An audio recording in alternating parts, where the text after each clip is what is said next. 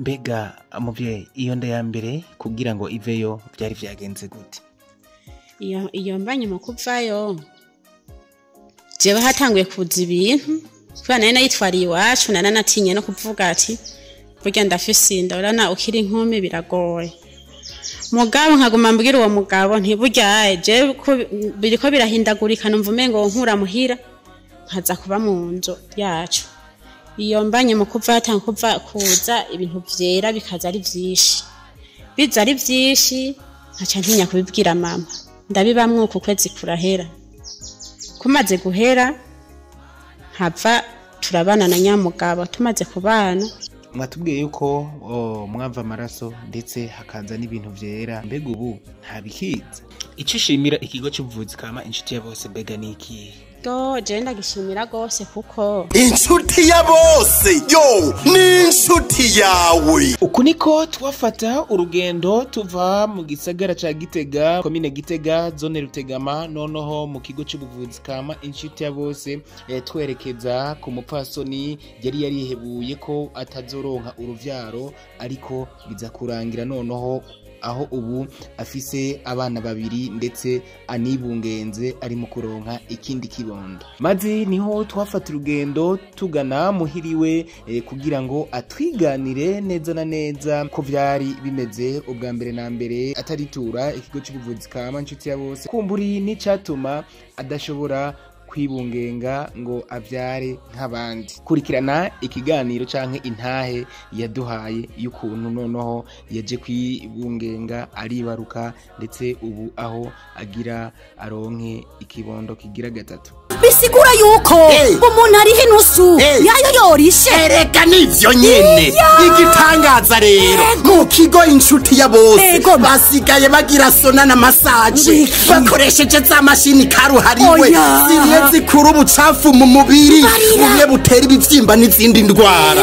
Izo mashini zifise ubushobozi bwo gusukura mu mubiri bigatuma imitsi zibuka amaraso agatembera neza. Hewe cha kigo kigeze hiyo urakibuza ariko yemwe nk'ivyo usanga bizimbe wewe urakomeye. Muri ino misi turiko turigina yubire y'imyaka 10 ikigo inshuti ya bose kimaze kibayeho massage zose bazikora ku buntu ngo ngwiki hogi tujane twigire ndikiremwa naho uri kiremwa nyene. Muvye turakura mu kije mbega mwitwa bande?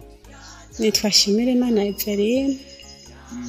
Muri bamwe baje kwitura ikigo cy'ubuvuzi kama inshuti ya bose muje kwivuza, mbega mwari mugwaye gute? Ego mpe nimubeshe twaraje kuhivuriza twegeye imbere yuko tuza hagi wanyu twabanje gukoroza inda ninda yapfuyeyo iyo nda yari kwija amezi 4. iyo nda imaze kuvayo byabaye ibintu bitoroshe gushikaho inyuma yaho namaze amezi 8 ngwariye mu nzu. Mu amezi 8 ukuntu nagwara ibintu vyantwara ingufu bigatwara umugongo nta kintu na kimwe nashoboye gukora. Harageze n'igihe ndahura kujya ibintu by'ibifungurwa nka kujya ku muntu afise inda. Haragera n'igihe rero ndemerwa nyakuremerwa ntangura kumva ikintu kivaha kikaja bagapima bakabura ikintu na kimwe ngwaye.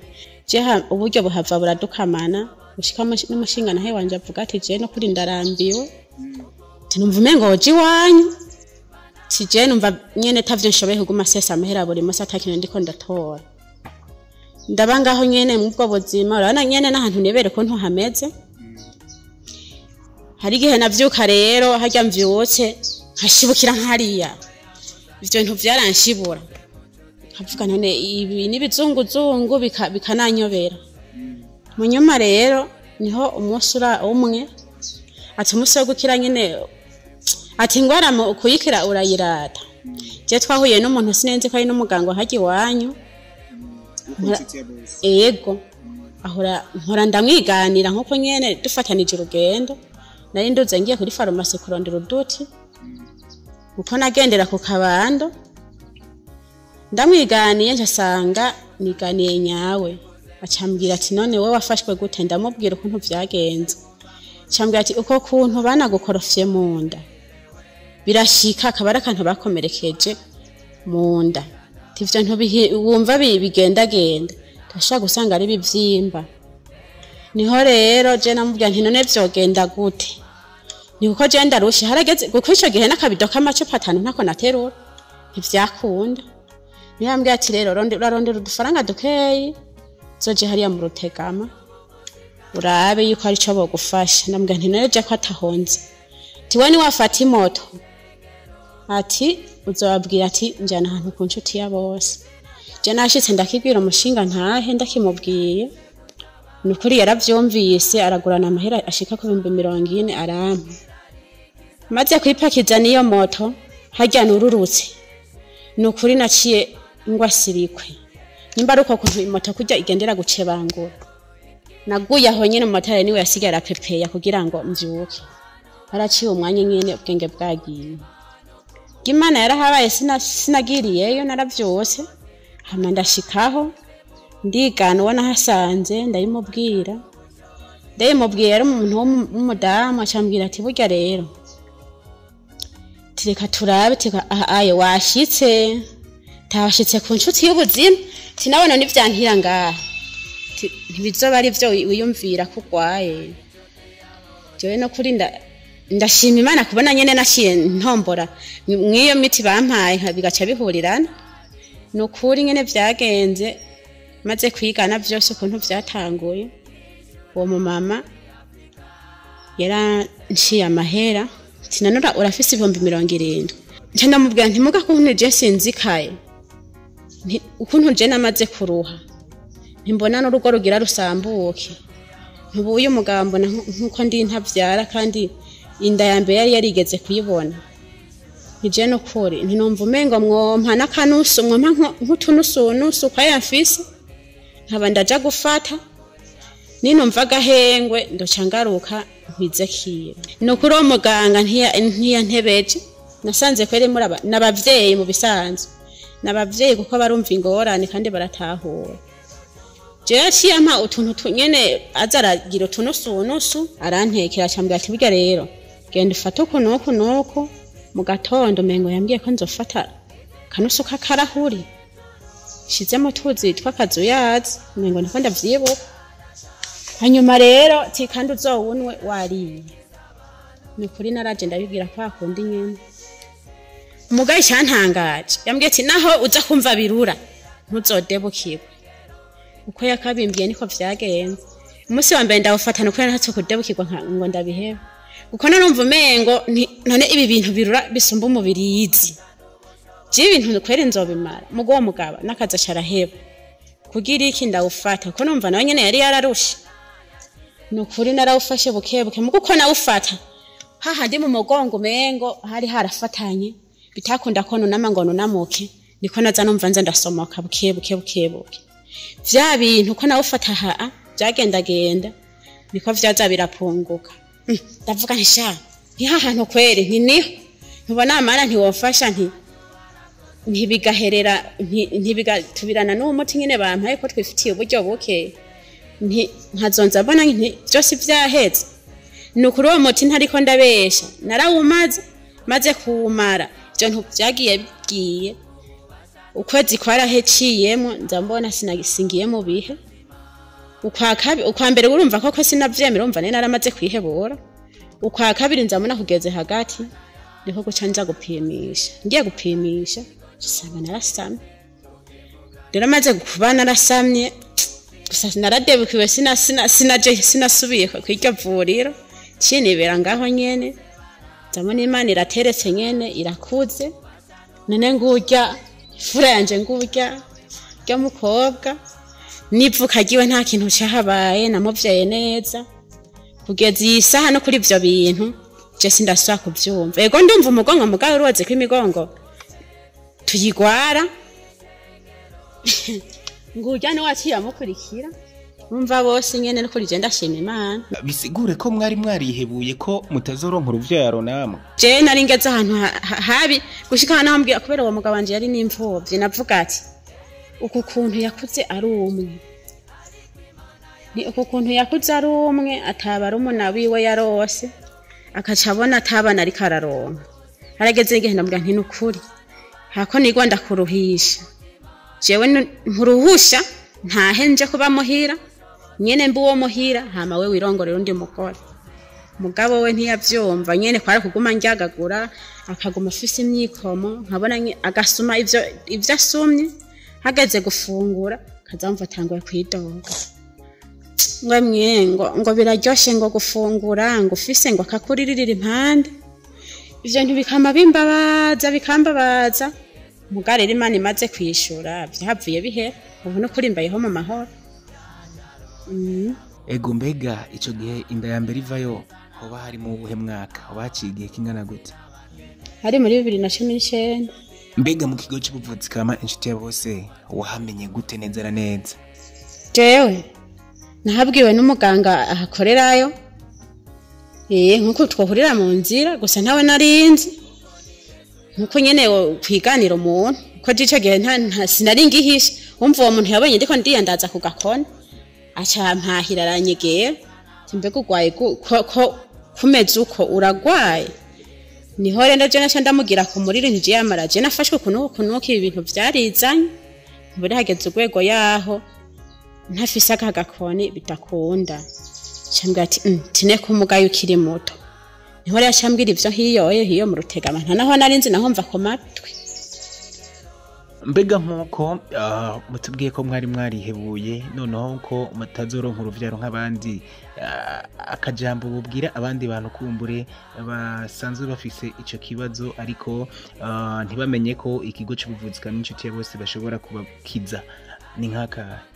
Jewe mparuye nk'ukuntu jewe nari imeze ico gihe nobwira umuntu wari we wese bafise ikibazo cy'ubuzima c'amagara iyo abonye ikintu kimubakiye akivuza kabona nta kiriko kiravako nubwo ntiyihebure ahubwo niyegere kwico kigo naho bakengera ngo imiti y'ikirundi ngo ntakimaze je nabonyira kimaze kuko niyo nyubakiye runo urugo ndimwe no munsi kuko iyo ntabona ico kigo nukuri ubu uya simba nkiri mwugo rugo mba naratashe numva umengo rero bo kwijukira ico kigo bakareka gusuzugura iyo miti ngo kari ikirundi.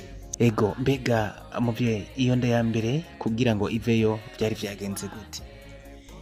Iyo mbanye mu kuvayo jewe hatanguye kuza ibintu kwa nari nayitwariye iwacu nanatinye no kuvuga ati burya ndafise inda urana ukiri inkumi biragoye mugabo nkaguma mbwira uwo mugabo ntiburya je biriko birahindagurika numva umengo nkura muhira nkaza kuba mu nzu yacu iyo mbanye mu kuva kuza ibintu vyera bikaza ari vyinshi biza ari vyinshi nkaca ntinya kubibwira mama ndabibamwe uku kwezi kurahera kumaze guhera hava turabana na nyamugabo tumaze kubana mu nyuma yagiye mbona haje amaraso rero nashenje kwa muganga ngiye kwa muganga cyabashira mu radio cyangwa ati burya rero amazi umwana yararimo yarakamye ti buryaye nta kintu kirokora ati rindira umwanya n'umwanya iravayo cyabigendo. Icishimira ikigo cy'ubuvuzi kama inshuti ya bose mbega niki?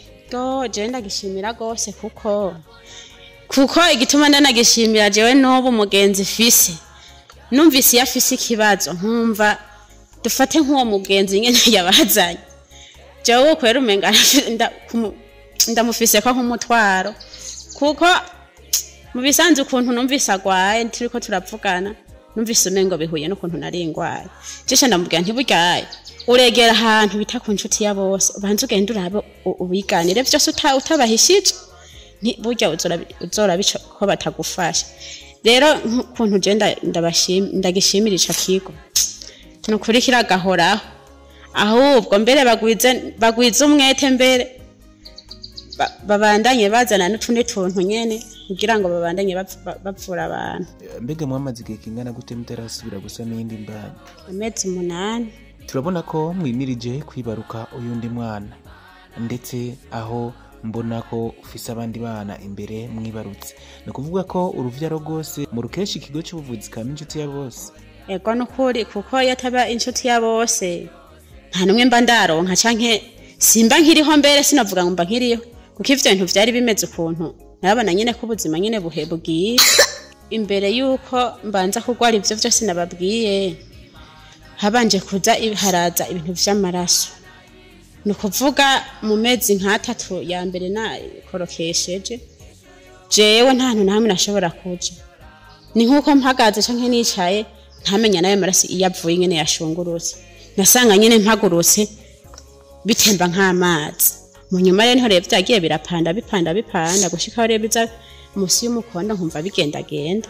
Kuri uno musi tuvugana mbega umushinga ntaye wawe avuga ko uba wakiriye yawe ntanavyitayeho mugabo ndaza arabizi yo nakiriye. Uno musi rero uremeza ko ikigo cy'ubuvuzi kama inshuti ya bose gikiza aho wanatubwiye ko hari nuwo warungitse noneho yarafise ingwara isa niyo yiwawe mbega uyo mugwayi warungitse mu kigo cy'ubuvuzi kama inshuti ya bose ubu yoba wewe ariko agenda amererwa gute? Jewe kweri nturana yaga ngo tubivugane mugabo ryari yarambwiye yuko ubu ariko arumva gahengo jirambwiye ntigumizako ntudebukirwe ugumugenda ariko babandanye nyine bakuvure ntiburya nishiri harya nyene ntuzoyisanga harya nyene. Harabibaza ko izi ntahe muduha kumbure abara amafaranga mamwahawe n'ikigo cy'ubuvuzi kama inshuti ya bose ngo kugira ngo mucyamamaze abo nabo akajambo babwira ni nkakahe? Nukuri turiko turaba ibintu vy'ubukuntu bizimvye aya mafaranga ntabwo yari menshi kuko buryaye bavuga ngo amagara rutamajana kuko naho baguca miliyoni uzi yuko ugiye gukira nta na kimwe urayatanga je numva amahera atari menshi. Harabibaza ko izi ntahe muduha kumbure abara amafaranga mamwahawe n'ikigo cy'ubuvuzi kama inshuti ya bose ngo kugira ngo mucyamamaze abo nabo akajambo babwira ni nkakahe? Oya inshuti yawe se ntitanga amahera kugira ngo ntiduha amahera kugira dushinga intahe ahubwo umuntu ashinga intahe ku kintu aba yarabonye yakorewe. Mbega abantu batinya kwivuriza mu nshuti ya bose uwo babwira iki? Je nababwira yuko kuko nibaza abantu batinya kwivuzayo ni nk'abo bantu yumvira ati ko imiti y'ikirundi itabaho ariko icyo nababwira coco kiraziza gusuzugura ikintu utaragikoresha ngo urabe akamaro kaco ahubwo icyo nababwira nuko bojijuka. Abantu benshi bareka kuja kwivuriza mu nshuti ya bose kubera baba bibaza ko ari mu bapfumu mbega nkamwe mumaze kuhivuriza wasanze koko ari mu bapfumu? Oya ku nshuti ya bose ntabwo ari abapfumu kuko imiti yabo irasobanutse. Mbega iyo miti ko mwavuze ko yakugoye byagenze gute kugira ngo muyifate? Iyo miti ubwa mbere nyene yarangoye kuko numva birura gose nkavuga nti nibi bintu ko birura bigasumba n'umubirizi nje ntavyo nzoshura kuko niyo ndabinyoye naca ntangura kuzererwa mugamo nyuma mparuye ukuntu nari meze ndavuga nti reka mfyondere ko ndabikizokurikira ariko nasanze kweri ari imiti y'akarorero kandi ivura. Mbega uwo munsi mufise abana babiri ndetse n'uwa gatatu ari mu kuboneka mubanye gute n'umushinga naye wanyu? Jewe no kuri mparuye uko kuntu vyari bimeze ntararonka umwana n'umwe nkaca ndabana no munsi nukuri no musi ndi wagacira kuba utashobora kwibungenga nk'abandi ndetse ntihagire icyo uhereza amaboko ico coba cari mu vyatuma kumbure umugabo wa mutabana neza. Jewe navuga ko ari kwa kutamenye nyine ko abantu b'abagabo bamwe mu gasi bose kuko urumva hari abagabo bamwe babona yuko umugore atabavyariye ucume ngo ntacamaze. Jewe navuga ko nico gihe ariko yabibona kuko ico gihe nta n'ikintu nari gushobora gusaba ngo ngombike ngo akimpe narahorerana kuko ico navuga cyose kwaba rukunjyagagura harageze igihe niyakira ndahora. Turetse ukwibaruka kuko turabona ko mwibarutse ndetse n'uyundi umwana ari mu kuboneka ariko mwaratubwiye ko ubwa mbere na mbere atani yindi mirimo mwakora bivanye n'ubwo bugwayi kumbure mwari mufise mbega ubu bimeze gute mu buzima bwa misi yose noneho mu bikorwa vya buri munsi? Ico gihe nyene nta kintu nakora kuko no guteka niwe yitekera ivyo dufungura agasiga ndondere twonya akadushira ku impande y'igitanda agaca agenda yigira ku kazi haravyakunda no kufungura naho bidakunda ariko uno musi ndiko ndaraba ukuntu bimeze ego iyo bishitse ngatwara izimbanye birashika nyene nkamba kuntu ingufu zikagenda ariko nibaza ko ariko biba bimeze sinovuga ngo sinkora kuko ndakora nyene ivyi wanje nyene dukwiranye je ndumva ko yari imeze neza mu buzima sinovuga ngo simeze neza. Mwatubwiye yuko mwava amaraso ndetse hakaza n'ibintu vyera, mbega ubu nta bikiza? Oya vyagiye bigiye kweri.